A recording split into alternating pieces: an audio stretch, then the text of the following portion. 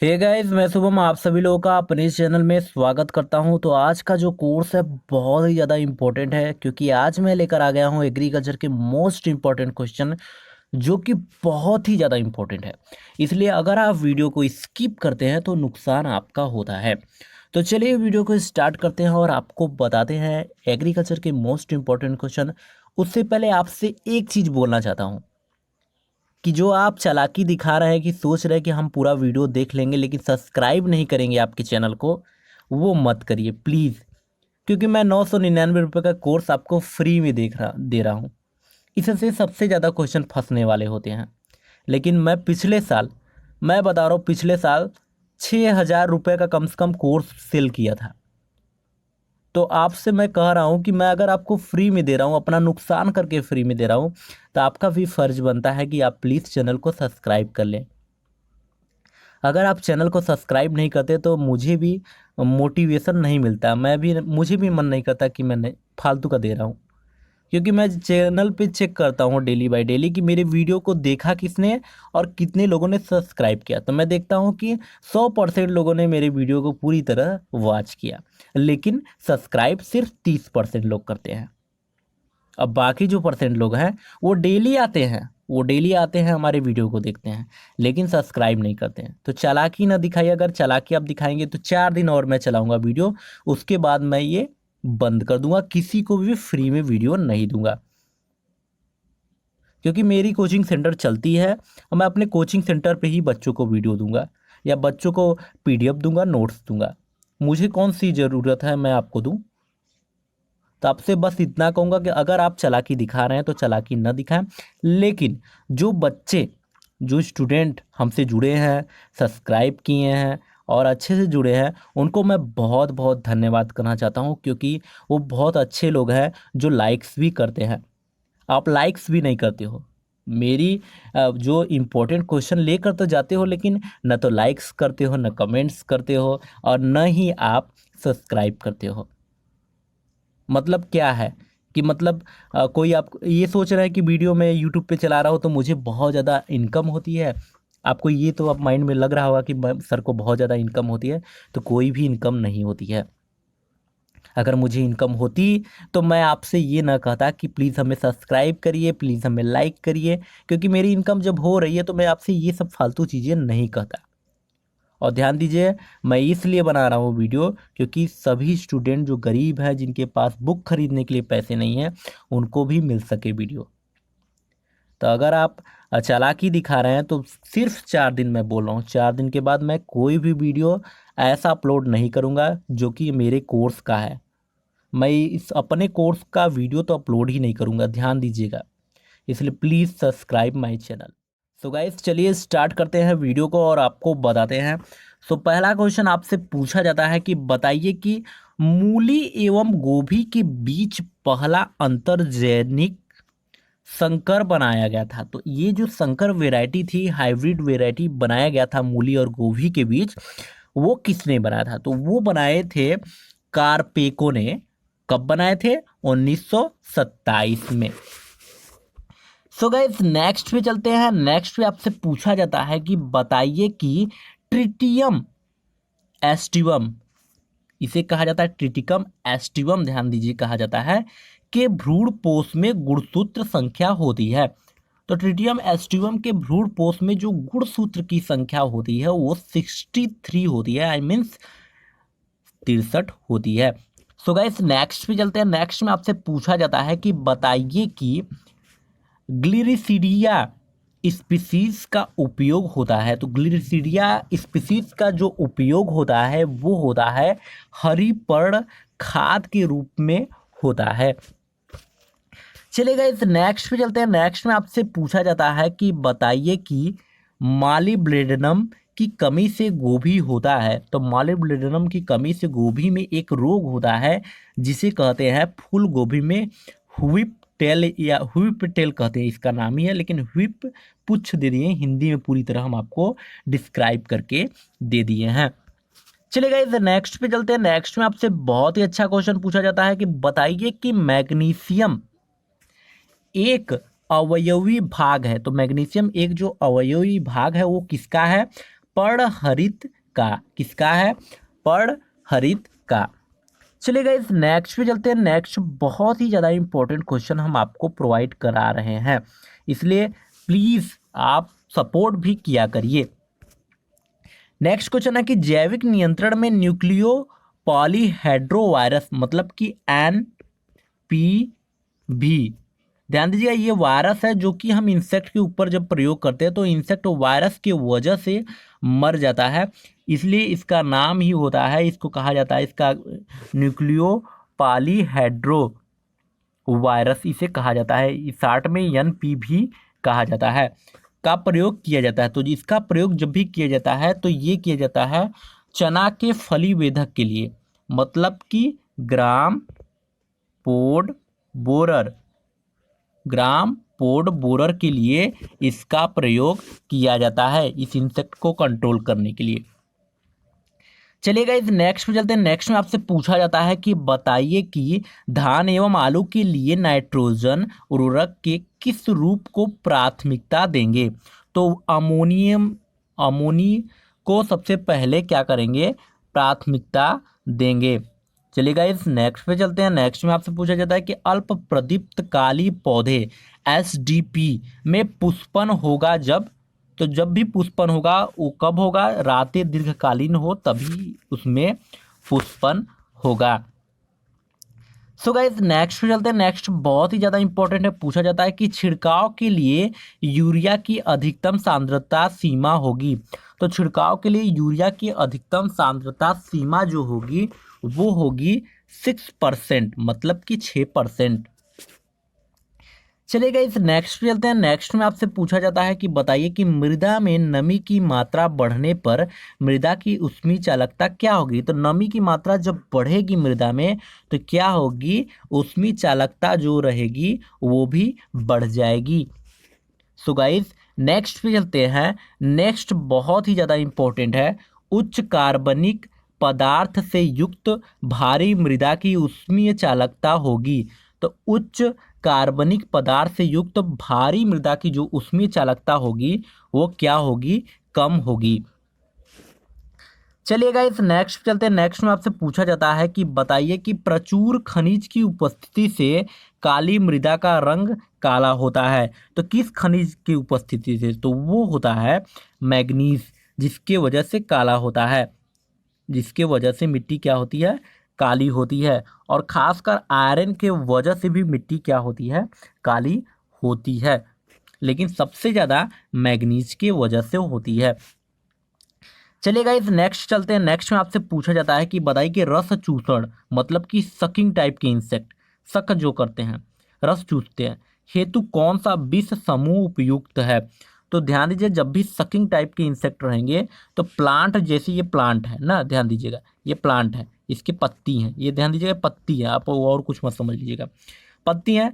अब इंसेक्ट जब sucking type का है तो मैं इसे अगर सिस्टमेटिक, जिसे कहते हैं सर्वागी विष कहता है, सिस्टमेटिक इंसेक्टिसाइड छिड़केंगे तो इसके सारे प्लांट में, इसके पूरे शरीर में प्लांट के क्या हो जाएगा? विष घुल जाएगा। और ये 5 से 10 दिन तक रहता है। तो जब भी इंसेक्ट पिन करेगा, इसके पत्तियों पे पिन करेगा तो क्या हो जाएगा? वो विष भी सक कर जाएगा, मतलब पी जाएगा, और जिसके वजह से वो इंसेक्ट मर जाएगा। तो ध्यान दीजिएगा रस चूसने वाले कीटों के लिए हम हमेशा दैहिक और सर्वागी विष मतलब कि सिस्टमैटिक इंसेक्टिसाइड का यूज करेंगे। चलिएगा नेक्स्ट पे चलते हैं। नेक्स्ट में आपसे पूछा जाता है कि बताइए कि जीवाणुओं को मारने वाले विषाणु कहलाते हैं। तो जीवाणुओं को मारने वाले विषाणु को कहा जाता है जीवाणु भोजी। चलिएगा इस नेक्स्ट चलते हैं। नेक्स्ट में आपसे पूछा जाता है कि बताइए कि लाल मृदा में लाल रंग का कारण है। तो लाल मृदा में लाल रंग का जो कारण होता है लोहे का व्यापक, और काला होता है मैग्नीज का। ध्यान दीजिएगा तो मैग्नीज काले के लिए होता है, और लाल जब रंग रहेगा तो लोहे का उसमें बहुत ज़्यादा प्रेजेंट है लोहा, इसलिए वो लाल रंग होता है। चलिएगा इस नेक्स्ट में चलते हैं। नेक्स्ट में आपसे पूछा जाता है कि बताइए कि 10वीं पंचवर्षीय योजना में भारतीय अर्थव्यवस्था में वार्षिक वृद्धि दर का तय लक्ष्य था। तो तय जो लक्ष्य था वो था 10% ग्रोथ करना अर्थव्यवस्था में।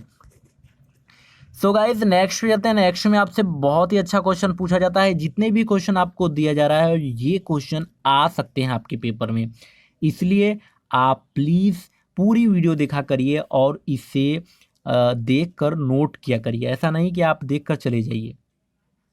सो गाइज नेक्स्ट क्वेश्चन आपसे पूछा था कि बैंकों का राष्ट्रीयकरण हुआ था। तो बैंकों का जो राष्ट्रीयकरण हुआ था वो 19 जुलाई 1969 में हुआ था। चलिएगा इस नेक्स्ट में चलते हैं। नेक्स्ट में आपसे पूछा जाता है कि बताइए कि नियमित बाजार सुनिश्चित करते हैं। तो नियमित जो बाजार सुनिश्चित करते हैं वो उचित मूल्य जो होता है वही सुनिश्चित करते हैं।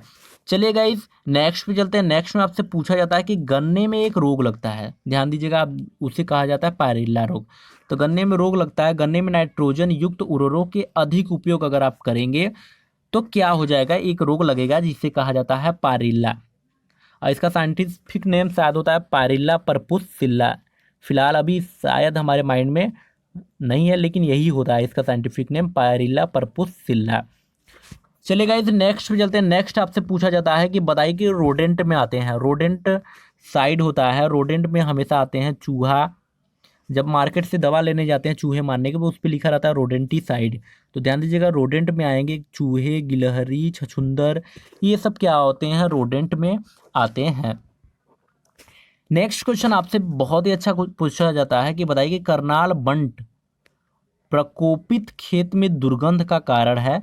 तो जो दुर्गंध का कारण होता है वो ट्राइमिथाइल एमीन के कारण दुर्गंध आता है। चलिएगा इस नेक्स्ट पे चलते हैं। नेक्स्ट बहुत ही ज़्यादा इंपॉर्टेंट है। पूछा जाता है आपसे कि मृदा में जस्ते की विषाक्तता कम करने के लिए मिलाते हैं। तो मृदा में जस्ते का अगर विषाक्तता रहता है तो उसे कम करने के लिए हम क्या करते हैं, सुपर फास्फेट मिलाते हैं। क्या मिलाते हैं, सुपर फास्फेट मिलाते हैं। चलिएगा इस नेक्स्ट पे चलते हैं। नेक्स्ट में आपसे पूछा जाता है कि बताइए कि कृषि मूल्य आयोग की स्थापना हुई थी। तो कृषि मूल्य की आयोग की जो स्थापना हुई थी वो 1965 में हुई थी। सो गाइस नेक्स्ट चलते हैं। नेक्स्ट में आपसे पूछा जाता है कि कपास का संकर जनक कौन है। संकर कपास जब हुआ था, हाइब्रिड जो कपास हुए थे, तो उसके जो जनक कौन थे, सबसे पहले कौन जनक थे, तो वो थे C.T. पटेल थे। कौन थे, C.T. पटेल।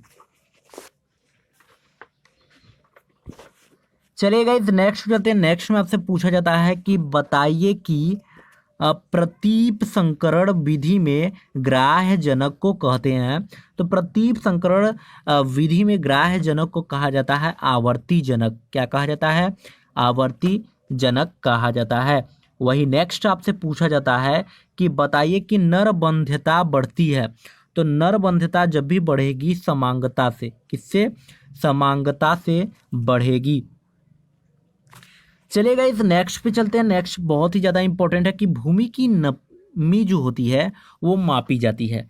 तो भूमि की जब नमी नापी जाती है वो टेंसियोमीटर से नापी जाती है। किससे, टेंसियोमीटर द्वारा मापी जाती है।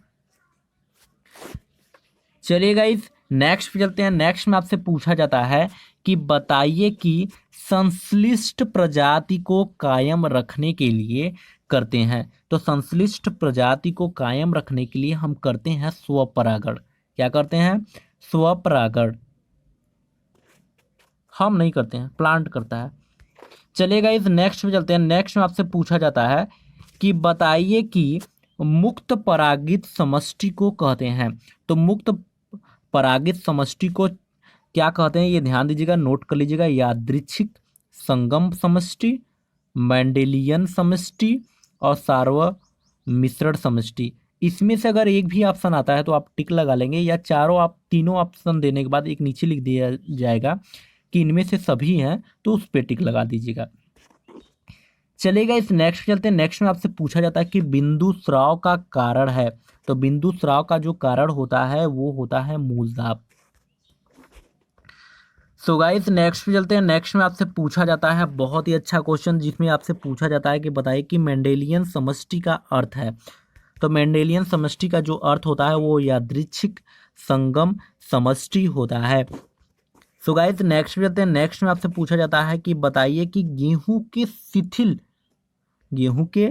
शिथिल कंडवा के नियंत्रण के लिए बीजोपचार होता है। तो इसके नियंत्रण के लिए जो बीजोपचार होता है वो उसको उपचार करने के लिए वीटावैक्स का उपयोग करते हैं। अगला नेक्स्ट आपसे पूछा जाता है, बहुत ही अच्छा क्वेश्चन, कि डायमंड बैक मोथ जिसे शार्ट में कहा जाता है, रुके लिए बता रहा है, जिसे शार्ट में कहा जाता है DBM, जिसका साइंटिफिक नेम होता है प्लूटेल्ला जाइलोटेल्ला। प्लूटेल्ला जाइलोटेल्ला होता है इसका साइंटिफिक नेम होता है। और ये होता है अक्सर फूल गोभी में होता है, सबसे ज़्यादा फूल गोभी में होता है, उसके बाद आपका क्या होता है, पात गोभी में होता है। लेकिन अगर देखें तो नेम राव सुंडा में आपका दिया गया है कि कैबेज में सबसे ज़्यादा होता है, मतलब कि पात गोभी में। और हमने देखा है कि कैबेज में भी सबसे ज़्यादा लगता है क्योंकि उसे बोर करता है और इंसेक्ट अंदर घुस जाता है और उसके अंदर सारा जो पत्तियां रहती है उसकी वो पूरा खा लेता है। चलिएगा इस नेक्स्ट में चलते हैं। नेक्स्ट में आपसे पूछा जाता है कि बताइए कि उत्तक क्षय शब्दावली संकेत करती है, तो वो संकेत करती है कोशिकाओं के मृत्यु होने की, कोशिकाओं के मृत्यु होने की संकेत करती है। वही नेक्स्ट आपसे पूछा जाता है कि बताइए कि कौन सी कीटनाशी या कीटनाशक दवा का प्रयोग दीमक के नियंत्रण में होता है। तो ध्यान दीजिएगा, दीमक के नियंत्रण में जो कीटनाशक सबसे बेस्ट कहा गया है वो है क्लोरोपायरीफास है। इसे आप अपने माइंड में जरूर नोट कर लीजिएगा क्योंकि पेपर में दीमक से रिलेटेड बहुत सारे क्वेश्चन पूछे जाते हैं। चलिएगा इस नेक्स्ट में जाते हैं। नेक्स्ट में आपसे पूछा जाता है कि बताइए कि मृदु रोमिल आसित कवक है। तो मृदु रोमिल आसित जो कवक है वो है केवल मृदा जनित, केवल मृदा जनित है। वही नेक्स्ट आपसे पूछा जाता है कि बताइए कि सोयाबीन में चारकोल सड़न का कारक है। तो सोयाबीन में चारकोल सड़न का जो कारक होता है वो होता है फंगस के कारण, मतलब कि कवक के कारण। चलेगा इस नेक्स्ट में चलते हैं। नेक्स्ट में आपसे पूछा जाता है कि बताइए कि किस अवस्था में कंडवा रोग संक्रमित करता है।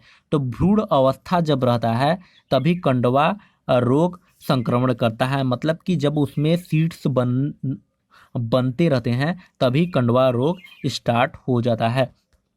चलेगा इस नेक्स्ट पे चलते हैं। नेक्स्ट में आपसे पूछा जाता है कि बताइए कि बैगन का लघु पर्ण रोग, बैगन का लघु पर्ण रोग किसके कारण होता है। तो वो होता है कवक द्रव्य द्वारा, कवक द्रव्य द्वारा।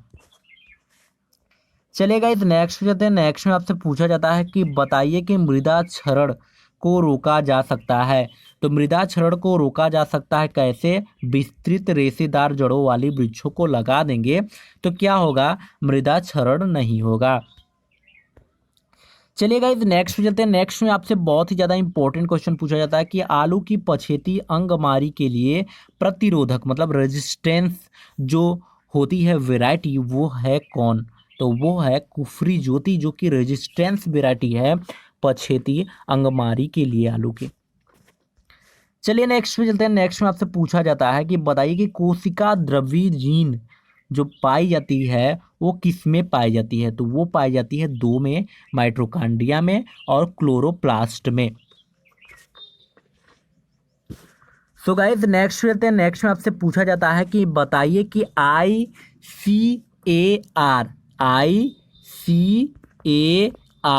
जिसका फुल फॉर्म होता है इंडियन काउंसलिंग एग्रीकल्चर रिसर्च, इसके बारे में पूछा गया है कि बताइए कि प्रथम महानिदेशक कौन थे। तो उसके प्रथम महानिदेशक जो थे वो थे VP पाल थे। चलिएगा इस नेक्स्ट चलते हैं। नेक्स्ट में आपसे पूछा जाता है कि टमाटर के फलों में दरार के लिए उत्तरदायी कारक है। तो टमाटर के फल में जो दरार होती है वो बोरान की कमी की वजह से हो जाती है और दो कारण है, वो है कि आप ज़्यादा पानी भर देते हैं जिसकी वजह से टमाटर के जो फ्रूट हैं वो क्या हो जाते हैं, फट जाते हैं क्योंकि उन्हें ज़्यादा विटामिन मिल जाती है, मिनरल्स मिल जाती है जिसकी वजह से वो फट जाते हैं। चलिएगा इस नेक्स्ट चलते हैं। नेक्स्ट में आपसे पूछा जाता है कि बताइए कि कद्दू वर्गीय पौधों में पुष्पन हेतु प्रेरण किया जाता है, तो वो होता है एक हार्मोन होता है जिसे कहते हैं NAA द्वारा। इसे आप सर्च करेंगे तो आपको बहुत ही ज़्यादा मिल जाएगा इसके नाम, आप उसे नोट कर लीजिए। इसके नाम थोड़ा सा अटपटांग है, थोड़ा सा बहुत डिफिकल्ट है, तो इसलिए मैं इसे मेंशन नहीं किया हूँ।